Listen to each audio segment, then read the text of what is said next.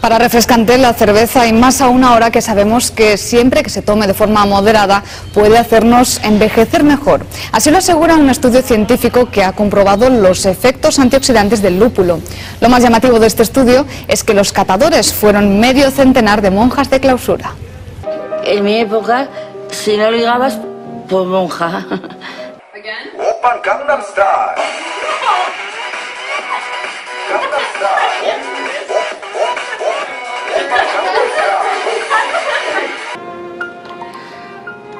Blanco y en botella, lese. El médico me dijo, pero ¿qué has hecho? Y en ese momento vino la cerveza.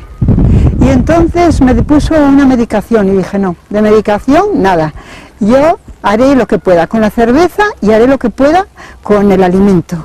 Durante mes y medio las religiosas consumieron medio litro de cerveza al día y los resultados fueron sorprendentes. Me siento ahora pues más ágil, me siento mucho mejor.